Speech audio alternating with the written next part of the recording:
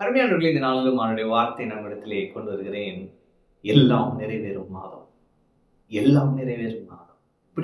எப்படிப்பட்ட ஒரு அருமையான மாதம் இல்லையா? ஆண்டவர் சொன்ன எல்லாம் நிறைவேறும் மாதம். யோசிச்சு பாருங்க, எல்லாம் நிறைவேறுச்சுன்னா நம்ம லைஃப் எங்க இருக்கும்? விசுவாசிங்க. நிச்சயம் விசுவாசத்தை கனப்படுத்துவார்.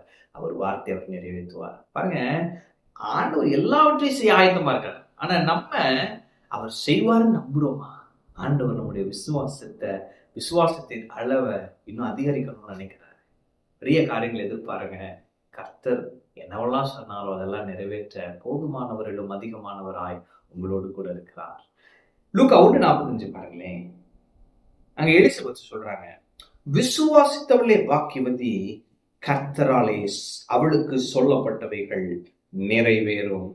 கர்த்தரால் அவளுக்கு சொல்லப்பட்டவைகள் நிச்சயம் நிறைவேறும். இப்ப மரியாதை பார்த்து சொல்றாங்க, விசுவாசித்த நீ பாக்கியவதி, கர்த்தரால் உனக்கு சொல்லப்பட்டவைகள் நிறைவேறும். கர்த்தரால் என்ன சொல்லப்பட்டது?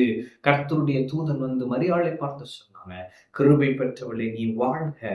அப்ப சொல்றாங்க, நீ கர்ப்பவதியாகி ஒரு குமாரனை பெறுவாய், அவருக்கு இயேசு என்று பெறுவாயாக. பாருங்க, கன்னி மரியாளுக்கு இப்படிப்பட்ட ஒரு வார்த்தை வருகிறது. அது எப்படி நடக்கும்? திருமணமே ஆகல, புருஷனை அறியனே, அது எப்படிங்க? கணவன் மனைவி இணைந்து தானேங்க ஒரு பிள்ளை பேர் உண்டாகும். ஆனால் நீங்க சொல்றீங்க கர்ப்பவதியாகி குமாரனை பெறுவா, அது எப்படிங்க? அப்ப தேவதூதன் சொல்லுகிறார், பரிசுத்த ஆவி உண்மையில் நிழல். ஆமென்.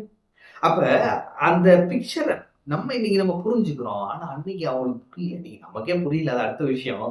ஆனா அந்த நேரத்துல அவங்களுக்கு அது புரியல.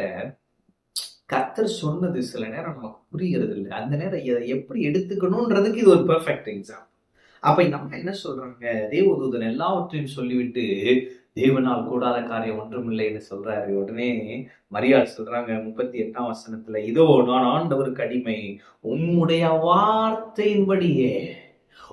வார்த்தையின்படி எனக்காக கடவுள். ஆண்டவரே, நீங்க சொன்னது எனக்கு புரியல. ஆண்டவரே, நீங்க சொன்னதுக்கும் என் சூழ்நிலைக்கும் சம்மந்தமே இல்லை. ஆண்டவரே, நீங்க சொன்னது ஓவர் எக்ஸாஜரேட்டிங் மாதிரி இருக்கு. ஆனாலும் நான் என்ன சொல்றேன்? உங்க வார்த்தையின்படி எனக்காக கடவுள். இதுதான் சரியான கையாளுதல்.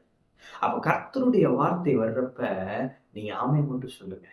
கர்த்தருடைய வார்த்தைகள் வர்றப்ப இது எப்படி அது அதெல்லாம் யோசிக்காதீங்க. திடீர்னு ஆண்டவர் உங்களுக்கு ஒரு வீடு கட்டுவேன் வாக்குத்தத்தம் கொடுக்குறாருன்னா, ஹவுசிங் லோன் எடுக்கலாமா கூடாதா? நமக்கே சொந்த இடம் இல்லையே, நம்ம பேங்க்ல 50,000 ரூபாய் கூட இல்லையா, 5,000 ரூபாய் கூட, இப்படிதான் யோசிக்க கூடாது. பாருங்க, கர்த்தர் ஒரு வார்த்தை சொல்லிவிட்டார் என்று சொன்னால் அந்த வார்த்தை அவர் எவ்வளவு நல்லவர், அவர் எவ்வளவு பெரியவர், அதை சார்ந்து அவர் சொல்லுகிறார்.